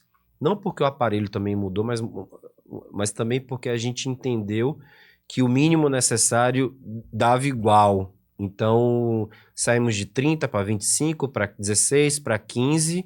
Ainda tem casos de 15 sessões, né, de radioterapia. E hoje a gente tem bastante mulheres que estão sendo tratadas com 5 sessões. Menos sessões, menos dose, menos toxicidade. Menos efeitos colaterais. Menos colaterais. Toxicidade e efeitos colaterais. Menos toxicidade, menos efeito mamário da toxicidade da quimioterapia. Que é o quê? Ela causa uma desvitalização do tecido por conta ela age também no tecido sadio, né? Sangue, vasos sanguíneos, glândula, gordura, pele. Então, ela causa um enrijecimento da pele no início, né? No processo de radioterapia, como se fosse uma queimadura de primeiro, segundo grau, ali de quem toma sol, né? Entendi. Mas só local na mama. E ela também tem efeitos futuros, pode gerar uma dor crônica na mama. Se a paciente tem implante, ou tinha implante antes estético, e aí teve o diagnóstico, ou teve que fazer uma reconstrução com prótese, e mesmo assim a radioterapia pode gerar contraturas. Mas o efeito da radioterapia, ela é basicamente local. Entendi. Eu acho muito interessante essa história que você trouxe de como os tratamentos foram evoluindo ao longo do tempo. Porque primeiro você tirava tudo e depois você falava, beleza, a gente já sabe como resolver o problema. Como é que a gente pode minimizar os danos agora? E aí vem o avanço da medicina, o avanço da tecnologia, da ciência para poder conseguir resolver esse problema de uma maneira geral. Antes era um tiro de canhão. Antes era um tiro de canhão. Vamos ver onde é que a gente pode agora acertar uma flecha. Agora a gente vai mais preciso. E é isso que se chama individualização no tratamento do câncer de mama. Entendi. Muito interessante isso. E agora a gente já falou do impacto na vida do homem trans. A gente chegou a falar sobre o impacto na vida do homem trans ao fazer a mastectomia masculinizadora, mas a gente acabou não falando do impacto na vida da mulher de uma maneira geral por fazer uma cirurgia de reconstrução de mama, por vencer o câncer de mama. E eu queria que você falasse um pouco sobre isso, quais são as reações das pacientes que você tem no consultório de uma maneira geral.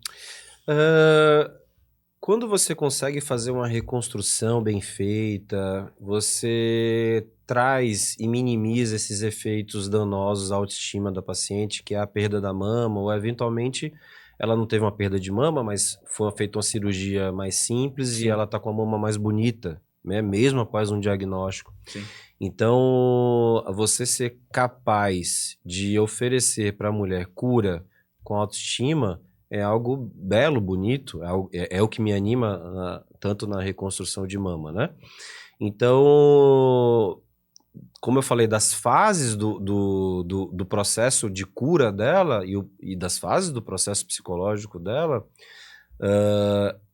o fato de estar feliz, estar de ok com o tratamento e com a doença que ela teve, está muito também relacionado com o grau de satisfação que ela vai ter na sua reconstrução, né? Então, aquelas mulheres que eventualmente, por algum motivo, ficaram mutiladas pelo câncer de mama, aquilo ali estigmatiza ela.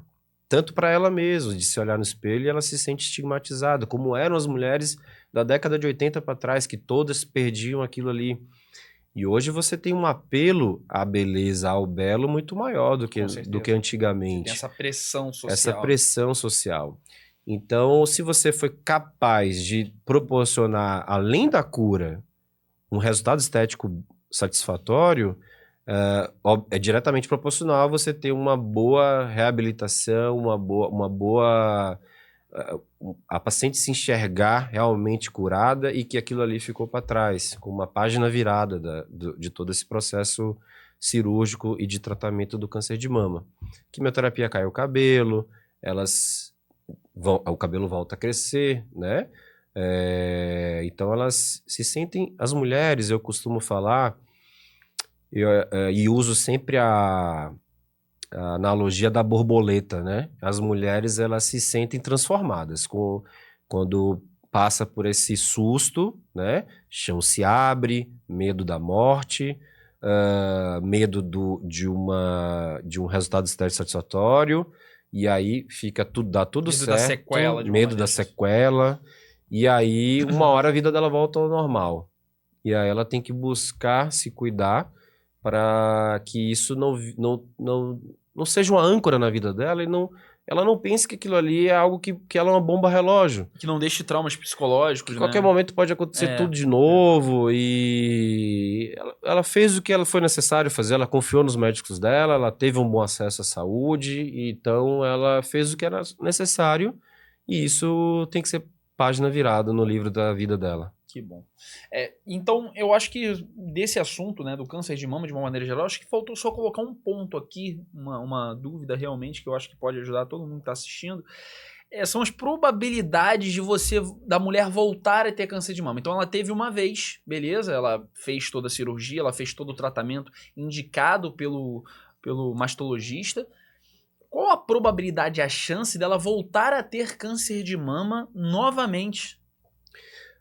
Isso daí vou dar uma resposta mais superficial, porque depende de cada mulher e depende de cada tumor. E vai depender da genética também. Também, mas também depende do que você está falando de voltar. Entendi. Voltar na mama, voltar no mesmo lugar que ela teve, na mama, no caso, ter um segundo tumor ou voltar em outro lugar do corpo. Entendi. Né? E isso daí depende muito em qual ponto do estágio tumoral foi feito o diagnóstico dela. Entendi. Então, qual estágio do diagnóstico tumoral foi feito? Ela foi descoberta e tratada. Se a técnica utilizada no tratamento cirúrgico da mama dela foi a técnica correta, o médico teve o cuidado de tirar com margens livres esse tumor, a cirurgia na axila foi realizada de maneira correta, evitar que se volte outro lugar no corpo. Essa paciente, ela foi exposta a uma quimioterapia, ela não foi, ela teve acesso a isso, a paciente teve acesso a uma radioterapia. De maneira em geral, porque daí virou uma coisa muito ampla, mas de maneira em geral, o risco de recidiva da doença, ela é diretamente proporcional ao estágio do diagnóstico. A maioria das mulheres tem um diagnóstico precoce. Então, esse risco, ele é muito baixo. Ele está na faixa dos 3% de ter uma recidiva ou um segundo tumor, considerando para essas mulheres de diagnóstico precoce. Tá. Sim. Então, é interessante a gente falar um pouco mais sobre isso, porque agora a gente, depois dessa tua explicação, a gente tem como importância o diagnóstico precoce, não só em resolver o problema atual, mas do problema voltar futuramente. Exatamente. Então você tem esse ponto ainda, né? Ou seja, você tem que procurar um mastologista rápido para poder identificar o problema rápido, resolver, tem a maior chance de resolver e, consequentemente, também não só ter a maior chance de resolver, mas de ter a maior chance de não ter novamente. Resumindo, de viver. De sobrevida global. Então, isso está relacionado com a sobrevivência do diagnóstico do câncer de mama. Entendi. Perfeito. Então, é olhar o mastologista como um profissional que vai te ajudar a viver mais. Exatamente. Para quem teve o diagnóstico, sim. E principal, que eu vou falar agora, e não entender que o mastologista, o oncologista, vai ser somente ele o responsável pela tua cura. Pela cura do paciente com câncer. Boa parte da cura e da não reincidência, né, de não voltar ao tumor, também faz parte da paciente. Então a paciente ela tem que mudar os hábitos dela, ela tem que, se ela sofrer de obesidade, ela tem que... Aquilo que a gente falou lá atrás. Exato, né? Ela tem que reduzir peso, ela tem que sair do sedentarismo e ir para academia, legal. Ela tem que, se fumar, parar de fumar, ela tem que ter uma alimentação saudável. Então, chega uma hora que eu, mastologista, já não posso fazer mais nada. E são hábitos que você está falando aqui que, se a pessoa mantiver esses hábitos, e mesmo que ela não tenha um câncer de mama, ela vai ter algum outro problema. Se ela continuar fumando, ela vai ter alguma coisa no pulmão. Exato, não é só... Se ela ficar sedentária, ela pode, né, automaticamente não fazendo exercício, ela ficando, né, obesa, ela pode ter problema no doenças coração. cardíacas, doenças ortopédicas, exatamente. né? Então algum problema vai demências, aparecer. Algum problema vai aparecer. Exato. E aí, indo para um lado assim mais pessoal teu, será que foi isso, de uma maneira geral, que te motivou a ser mastologista? O que te motivou? Exatamente isso. Eu tenho formação de cirurgião geral. Uhum. Então, na nossa formação de cirurgião geral, a gente vê muito tumor de estômago, tumor de colo, intestino, pâncreas, fígado. E que geralmente são tumores em que você tem uma boa taxa de cura, mas você tem uma taxa de cura muito, em comparação com mama, muito reduzida. Então, em determinado momento da minha vida profissional, eu tive essa dúvida. Pô, adoro mama, adoro reconstrução, adoro a parte estética, mas eu também eu gosto da faca na bota, da cirurgia grande de abdômen, tanto que eu faço até hoje cirurgia geral. Sou preceptor até hoje de um hospital aqui em Florianópolis. Só que eu vi assim, poxa, a mama a gente cura tanto, enquanto que muitas vezes eu via na minha residência a gente fazendo cirurgias enormes de retirada de estômago, retirada de pâncreas com fígado, intestino, e aí 2 anos depois o paciente via ter uma recidiva e aí não ia para um desfecho muito bom. Não quero dizer que isso seja verdade para todos os tumores desses do qual eu citei, mas eu vi na mama aquela grande luz, assim, poxa, 95% de taxa de cura para os tumores precoces, eu vou né? operar e eu vou resolver o que problema. eu vou operar e vou resolver. Tem tumores que eu brinco, obviamente eu não oriento os pacientes a fazerem isso. Tem tumores que são tão precoces e tão iniciais que eu retiro, faço a cirurgia, o paciente faz a radioterapia e você fala assim, olha, se você for hoje morar numa ilha deserta e nunca mais olhar na cara de nenhum médico na vida, da mama você não vai morrer, porque você tá curada. Então, essa alta curabilidade que hoje a gente tem para mama foi um dos principais elementos que me levaram a poder fazer esse tipo de especialização. Entendi. E, assim, indo já pra reta final, né? Eu queria saber como é que eu não, né? Eu sempre gosto. Eu sei, é uma pergunta que eu faço de procedimento padrão, mas no seu caso, como você atende em grande maioria pacientes mulheres, como é que uma mulher pode te encontrar hoje para marcar uma consulta com mastologista? A gente falou da importância do mastologista, mas como é que a gente pode achar o doutor Adriano para poder marcar uma consulta com ele? Doutor Adriano pode ser achado no Google, né? Se for pesquisar do meu nome, vai encontrar. Então, atualmente eu tenho um site do qual ele tem as informações de onde eu atendo. Atualmente eu atendo em 3 lugares. Legal. Né? O lugar mais principal, onde eu costumo chamar de meu quartel-general, é na Clínica Nova Oncologia. Depois eu atendo no Hospital SOS Cardio, que é um outro hospital aqui da cidade, e na Clínica Fogaça. São esses 3 lugares. Então, ou através do Google, encontrando meu site e meu link, pode agendar uma consulta, ou através do Instagram, @dr.adriano.mastologia, tem o meu link na bio que direciona também para os lugares, e aí esses lugares depende da proximidade de casa, convênio, enfim, aquela que seja mais conveniente para o paciente. Entendi. Então, entrar pelo Instagram, eu vou deixar o Instagram do Dr. Adriano escrito aqui, fiquem tranquilos. E aí é só entrar em contato com você lá, vai falar com a tua secretária, vai falar com a tua colaboradora, ou colaborador, vai entrar em contato, vai marcar uma consulta, ou então uma consulta depois de ver esse podcast, alguma consulta de rotina, alguma consulta para descobrir algum problema, ou então se já tem esses indícios que a gente está falando aqui, procurar o Dr. Adriano. Indo para um lado agora mais profissional teu, para a gente ir encerrando, você é preceptor dos residentes de cirurgia geral.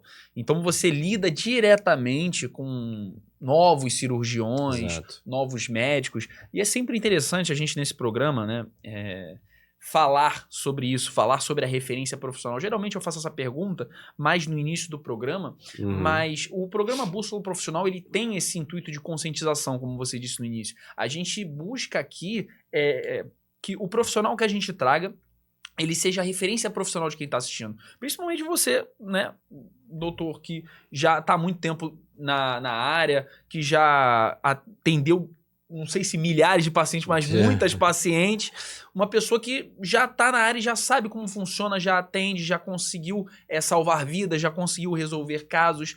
Então, é interessante a gente entender que você tem uma referência profissional. Hoje, você nesse programa é a referência profissional de quem está assistindo. Mas é legal a gente entender qual é a sua referência profissional, em quem você se inspirou para ser o mastologista que você é hoje. Ah, que pergunta capciosa. Porque, na verdade, eu costumo falar que para eu chegar até onde eu cheguei hoje, naquilo que eu faço, eu me entendo como uma coxa de retalhos. Entendi. Eu peguei um pouquinho de diversas pessoas que passaram na minha vida profissional, sejam eles preceptores da cirurgia geral, que até hoje são amigos, e seja também os meus preceptores da mastologia. Então, se eu for te falar assim, se eu tenho uma referência, é difícil. Posso estar sendo injusto porque eu tenho várias referências. Então é melhor não citar nomes. Não isso. E eu vou puxar assim para essa orientação profissional para aqueles que estão buscando orientações, né? Que é o caso do podcast que a gente está fazendo aqui. Você como médico, cirurgião, você se entenda realmente como uma coxa de retalhos, porque nem todo mundo está 100% certo. Então você pega aquilo daquele cirurgião, daquele médico, daquela área que você... Que é de bom, né? O que há de bom, você pega um pouquinho do outro, um pouquinho do outro, um pouquinho do outro. E eu fiz isso. Então eu fui pegando um pouquinho de cada coisa por onde eu fui passando. Só que para fazer isso, você tem que estar indo atrás de certas pessoas, né? Você tem que conviver, buscar, pedir, baixar a cabeça. Oi, senhor, posso ir aí, posso acompanhar, ir em busca de conhecimento. Para que você... E essa coxa de retalhos, talvez ela não fique pronta em momento nenhum da tua vida. Tu vai ter 60, 70 anos. Tu ainda continue fazendo, ainda vai ter espacinhos ali para você... melhorar, aprender. Então, é isso que eu me vejo. Eu não vejo como uma única... Não, isso seria também, já emendando a minha próxima pergunta, isso seria também um conselho que você daria para um profissional jovem que está saindo agora da faculdade, que está querendo ser um médico, um mastologista de sucesso, assim como você aconselharia a ser essa eterna colcha de retalhos? Eu aconselharia ser. Eu aconselharia ao recém-formando que ele busque se dedicar ao paciente e não a si próprio, tá? É uma coisa muito importante que eu acho que hoje o médico está se formando em busca de brilhantismo, em busca de financeira, em busca de status. As pessoas falam muito nisso, né? Vai se formar médico, vai ser... o dinheiro nunca vai ser problema na vida. Exato, que o dinheiro nunca vai ser o problema. E eu aconselho a que você... Quem quiser que esteja fazendo medicina, se formando ou busque fazer, que não entenda isso. Entenda você como alguém que vai servir para o paciente, que vai ser instrumento de cura, de tratamento para o paciente. E não um receptáculo de dinheiro ou de status social ou de quer que seja, né? É uma das maiores dicas que eu posso dar. Porque fazendo isso, você recebe de contrapartida um carinho muito grande do teu paciente. E no meu caso, por ser médico de mulheres, na grande maioria das vezes, esse carinho ele é retribuído de forma muito mais natural. Porque o homem... mais turrão. É mais turrão. Né? Se eu fosse um urologista, eu não ia ter esse carinho, porque ninguém fala, pô, doutor, vou te mandar uma caixa de chocolate e tal. Então você acaba, quando você se dedica e você abre um espaço da tua vida para ser instrumento dessas pacientes, você vai receber uma gratidão muito boa aí de volta. E isso vai ser muito melhor para você, melhor do que qualquer... coisa que o dinheiro social. não compra, né? De coisas que o dinheiro não compra. Coisas que o dinheiro não compra. E é interessante a gente falar sobre esses conselhos, essas dicas, porque, como eu disse, o profissional que está assistindo hoje, ele vê como uma referência. Muitos, né, futuros médicos estão vendo, podem assistir esse podcast, que nunca nem fizeram, assim... qualquer tipo de ideia sobre o que faz um mastologista. Então, acho que é muito importante essa conscientização que a gente está trazendo aqui. E aí, indo para um lado que eu falo com todos os médicos praticamente, profissionais da área da saúde que a gente traz. Se tinha muito um preconceito com o médico, sim, um preconceito com o médico, que nasceram ditados como a visita de médico, a consulta de médico, ou seja, algo rápido, prático e pouco humanizado. E aí é legal a gente trazer isso e falar sobre a importância do atendimento humanizado para outros médicos, tá? Médicos que estão assistindo aqui. Porque isso tem se tornado algo frequente. Tá? Tem sido mais disseminado. Mas há uns 10, 15 anos atrás não era. Tanto que surgiram esse preconceito de maneira geral. Queria que você falasse um pouquinho sobre isso. O que acontece? Por que existe essa exposição desse hábito do médico, da visita de médico, né? Acredito eu que seja para aqueles médicos que fazem consultas por convênio, né? Então você recebe muito pouco e para ter um ganho no final do mês, você tem que aumentar a tua produtividade reduzindo o tempo de consulta, tá? Eu faço consulta por convênio e eu não sou um médico que atendo rápido, porque eu vejo que a minha paciente ela tem uma possibilidade ou está com diagnóstico de câncer de mama. Então, eu tenho que ter esse acolhimento, esse cuidado no acolhimento com ela, porque são muitas dúvidas que ela tem naquele momento. E eu costumo falar que a gente fala 1 quilo de informação, ela entende 10 gramas. Porque a partir do momento... A absorção ela é muito pouca. Então, se eu não for humanizado, se eu não tiver tempo, se eu não tiver didática no escrever ou no explicar,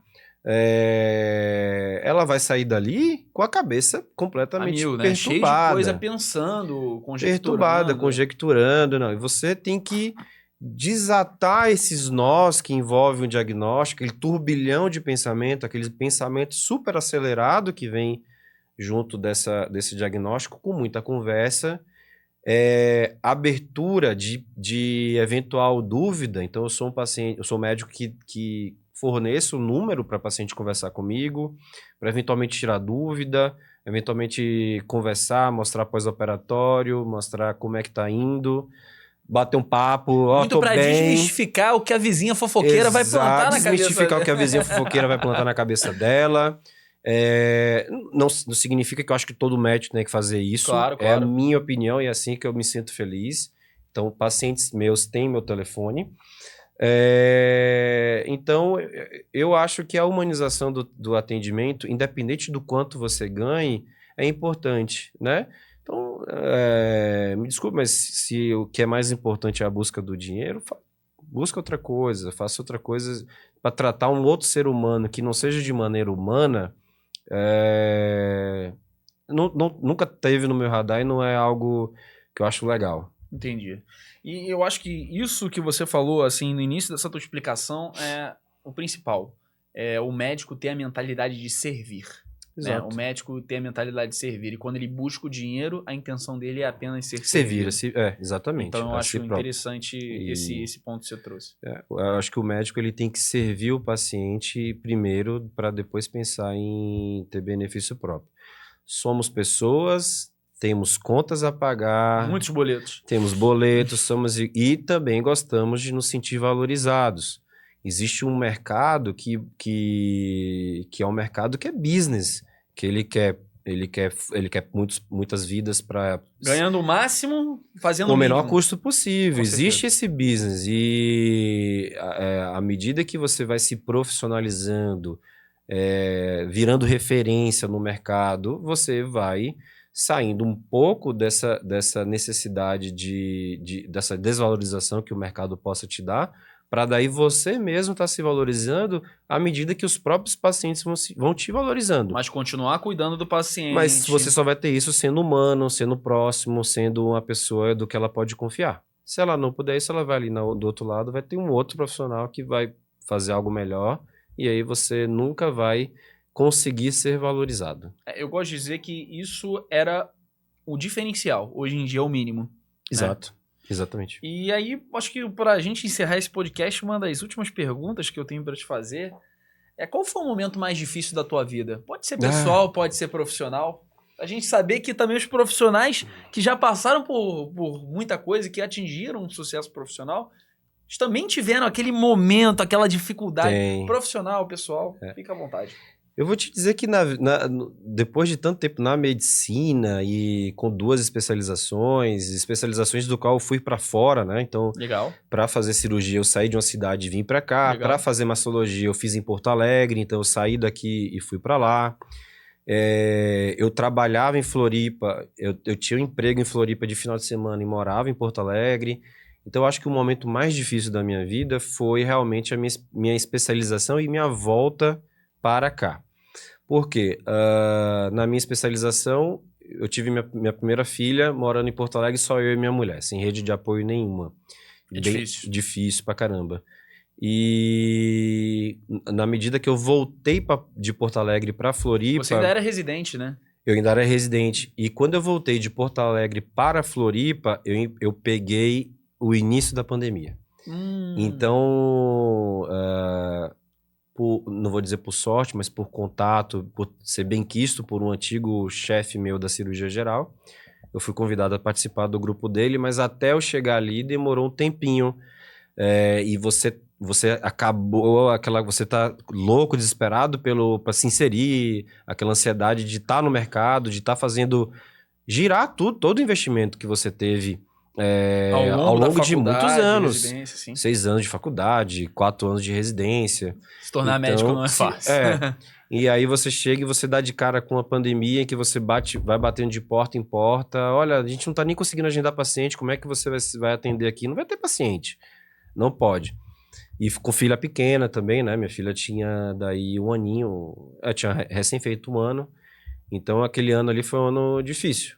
Por conta da pandemia, e eu dei o azar de voltar de Porto Alegre bem nessa época. Entendi. Realmente, a gente sempre pergunta os momentos difíceis, né, de geral, de todos os nossos participantes, todos os nossos convidados, porque é importante também para o telespectador, para a pessoa que está assistindo do outro lado, para eles entenderem de uma maneira geral esses momentos difíceis e que eles são superáveis, né? Os momentos difíceis a gente vai passar e a gente ainda vai ter muitos outros. Exato. E eu ouvi uma frase de um dos nossos convidados, que eu não lembro de quem, que ele falou: o momento mais difícil é sempre aquele que a gente está vivendo hoje. Exato. Então eu acho interessante terminar o programa. E a gente tem aquele imediatismo, né? De querer que as coisas se resolvam de forma muito rápida. Talvez a nossa geração, a geração atual toma um remédio para resolver aquilo, coisas imediatas, né? Coisas que sejam soluções rápidas para problemas que necessitam de tempo para poder fazer isso. Então Sim. a gente tem que ter a paciência, que os momentos difíceis passarão, né? Você tem que ter sua responsabilidade sobre isso. Eu gosto muito de um médico que é o Augusto Cury. Quem deseja... Muito bom, já li vários livros dele. Quem esteja passando por um momento difícil, muita ansiedade, muita preocupação com o que há por vir, e talvez essa preocupação do que há por vir nunca virá. Ele é uma pessoa que escreve bastante sobre isso e ele tá aí. Ele fez parte de um desses retalhos aí da minha coxa de retalhos aí da vida profissional. Uma referência profissional. referência, então conseguimos exatamente. o nome do Dr. Conseguimos Adriano. o nome, Dr. Augusto Cury. E um livro dele que eu acho muito bom, que eu recomendo muito, é o Médico da Humanidade. Esse livro, bacana. você já leu? Já. Esse livro é muito bom. bom. Ele passa, né, ao longo ele volta no tempo junto com esse médico que ele vai entendendo ou ele vai mostrando que seria uma espécie, um deus, né, um espírito ou algo no que você acredite, que ele vai orientando e dando os conselhos e mostrando como a história foi avançando e as decisões que você tomaria, enfim. Exato. Sensacional esse livro. Mas, doutor Adriano, pra gente encerrar esse podcast, eu vou pedir pra você olhar para aquela câmera ali e dizer por que o telespectador, a pessoa que tá assistindo, deveria te seguir no Instagram hoje para acompanhar seus conteúdos. Eu acho que no meu Instagram, minha rede social, você vai ver, na verdade, a minha vida, tanto pessoal como profissional. Ela é um livro aberto ali do que realmente acontece no meu dia a dia. Você vai notar que não é uma rede social encaixotada, feita para vender, né? Ela tem um pouco do que é o meu dia a dia, dos meus filhos, da minha família, daquilo que eu trabalho, como eu trabalho, das cirurgias que eu realizo, das dicas que eu dou para os pacientes. Legal demais. Então ela é algo vivo, ela é algo sem máscaras, que talvez seja interessante para você que busque querer se conectar com algum mastologista. E sim. Funciona para algumas mulheres. Espero que possa funcionar para você. Legal demais. E a questão da conscientização, né? O que eu falo. O Dr. Adriano, ele trabalha a questão do marketing positivo, que é o marketing de conscientização. Então, por exemplo, o conteúdo que ele posta nas redes sociais, muitas das vezes as dúvidas que ele tira lá te impedem de ter que pagar uma consulta no mastologista. Você vai realmente marcar uma consulta quando as suas dúvidas elas não forem sanadas numa rede social ou então nas informações. Então, por exemplo, uma dúvida de quando procurar um mastologista, uma dúvida de se consultar talvez do benigno, do maligno, algo que possa de alguma maneira te tranquilizar, fazer com que você não fique desesperada quando você recebe um diagnóstico. O doutor Adriano vai estar aí para te ajudar, a gente vai deixar o Instagram dele aqui. E só tenho a te agradecer, doutor Adriano, por esse papo. Aprendi muito com você. Eu não sabia absolutamente nada sobre essa área. Agora eu sei 1%. 1%. Mas já tá bom. Já tá melhor. Já tá ótimo. Tá melhor que a vizinha fofoqueira. A vizinha fofoqueira. E aí, queria te agradecer por esse papo e se você quiser dar um recado pro final ali, olhando pra câmera também, ou então falar alguma coisa. Gente, o câncer de mama ele tem cura. Como a gente falou aqui por todo esse tempo, a cura ela é altíssima. Você precisa fazer a sua parte, então você tem que procurar um profissional, você tem que ir em busca dos exames de rotina, não só para mama, existem outros tumores que também são rastreáveis, uma vida saudável, né? Então, se amar, o teu cuidado, o autocuidado, que muitas vezes você tem por outras pessoas, você também precisa ter para si. Para que, se cuidando, você possa também cuidar das pessoas que muitas vezes você coloca na frente, né, de prioridades e não se coloca também como uma prioridade na sua vida. Então, eu estou aqui como mastologista para ser elemento desse autocuidado da maneira que eu possa te aconselhar. Não, legal você falar isso, porque realmente as pessoas não... As mulheres, de uma maneira geral, tem muito essa questão do cuidado. Então, às vezes elas querem muito cuidar do outro, mas não entendem Exato. que cuidar de si mesma Exato. é cuidar do outro também. Exatamente. Então, legal você ter falado isso. E vou te agradecer mais uma vez, doutora Ana. Muito obrigado por esse papo. Espero que você tenha gostado, que tenha sido legal para você também. Espero que a nossa audiência tenha gostado. Espero que tenha sido que isso tenha sido conscientizador, que realmente a gente Exato. tenha cumprido o nosso papel. E antes da gente finalizar esse podcast, 2 recados para você mais uma vez. Se você quer realmente indicar um profissional qualificado, não só da área da saúde, pode ser um arquiteto, um engenheiro. A gente quer conversar com todos os profissionais e não importa de qual estado ele for. Se você mandar o link pra gente, a gente vai entrar em contato, vai ver se é possível realizar esse podcast, se é possível a gente conversar, ver, obviamente, o conteúdo desse profissional, ver o quão engrandecedor pode ser para ele participar do nosso programa, para a nossa audiência. Entre em contato lá pelo Instagram, podcast Bússola Profissional, vou deixar aqui embaixo, assim como o Instagram do Dr. Adriano, todas as nossas redes. Então, manda lá o link pra gente desse profissional que a gente vai ver a melhor forma de trazer ele. Então, você pode escolher o próximo convidado do podcast Bússola Profissional. Isso é interessante. E segundo recado, você, agora diretamente para os profissionais da área da saúde que querem se posicionar no mercado digital, querem começar da maneira certa, fazendo conteúdos assim como o Dr. Adriano, que são conteúdos de conscientização. Conteúdos que tirem dúvidas, conteúdos que expliquem, que tranquilizem e que, de uma maneira geral, tornem o ambiente da internet um lugar melhor para todos. Então, se você quer começar dessa maneira, que é a maneira correta, entre em contato comigo pelo Instagram, MKTD Pacheco. Beleza? Acho que todos os recados dados, todas as despedidas feitas.